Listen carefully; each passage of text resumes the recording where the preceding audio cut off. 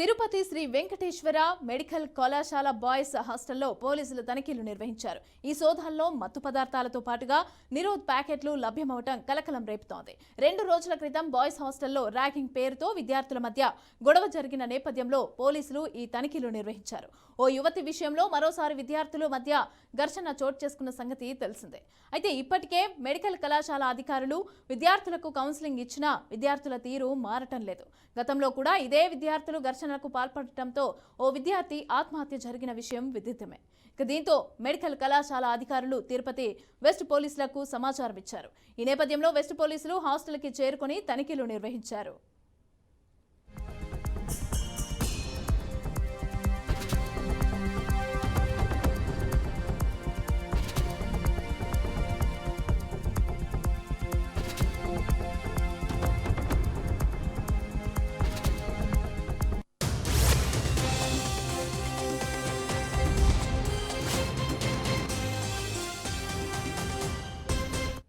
రెటికా ఈ అంశానికి సంబంధించి పూర్తి డీటెయిల్స్ మా ప్రతినిధి గోపి అందిస్తారు. గోపి, చెప్పండి, హాస్టల్లో మత్తు పదార్థాలతో పాటుగా అలాగే అక్కడ గొడవలు, ఈ గొడవల నేపథ్యంలో ఇదంతా కూడా జరిగినట్టుగా తెలుస్తోంది. అయితే మరి అక్కడ ఉన్న యాజమాన్యం ఏం చెప్తున్నారు? కళాశాల యాజమాన్యం ఏం జరిగి ఉంటుంది అసలు?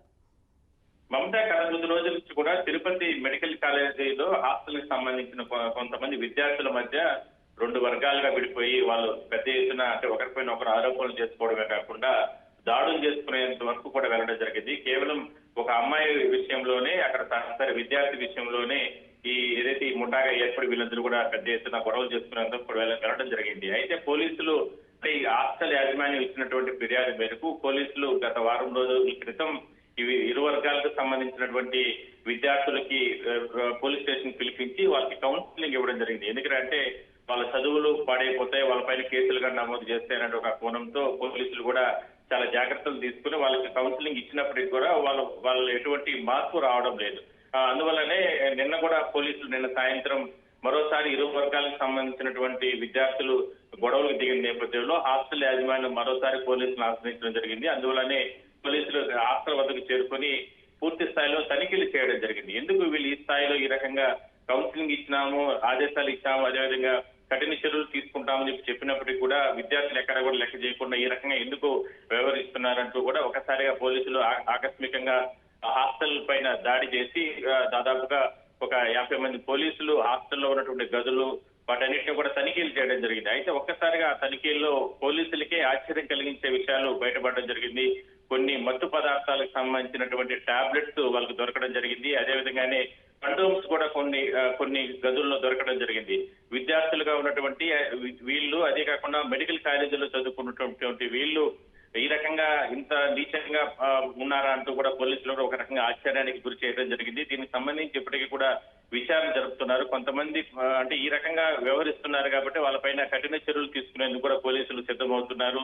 అందువల్లనే కొంతమందిని అదుపులోకి తీసుకుని వాళ్ళు విచారిస్తున్నారు. ఎవరు ఈ మత్తు పదార్థాలకు సంబంధించిన టాబ్లెట్స్ హాస్టల్ లోపలికి తీసుకొచ్చారు, లేదంటే ఈ కండోమ్స్ ఇలాంటివన్నీ కూడా ఎలా వచ్చాయనే దాని మీద కూడా పోలీసులు కూడా పూర్తి విచారణ జరుపుతున్నారు. అయితే సహచర విద్యార్థులు ఒకటే కోరుతున్నారు, ఆ ముఠాకు సంబంధించిన వాళ్ళు ఎవరిని కూడా హాస్టల్లో పెట్టద్దండి. ఎందుకంటే నిత్యం ఉంటే వీళ్ళు గొడవలు దిగుతున్నారు కాబట్టి వాళ్ళందరినీ కూడా సస్పెన్షన్ చేసి వాళ్ళపైన పూర్తి స్థాయిలో కఠిన చర్యలు తీసుకోవాలని చెప్పి కూడా సహచర విద్యార్థులు కూడా చెప్తున్నారు. మొత్తం మీద పోలీసులు మాత్రం దీని ఇవాళ ఎట్టి పరిస్థితుల్లోనూ ఎవరైతే ఈ అల్లర్లకు పాల్పడుతున్నారో లేదంటే ఎవరైతే ఈ మత్తు పదార్థాలకు సంబంధించి ఇవన్నీ కూడా లోపలికి తీసుకొచ్చారో వాళ్ళపైన కఠిన చర్యలు తీసుకునేందుకు ముందడుగు వేస్తున్నారు. Padma. Right, thank you Gopi.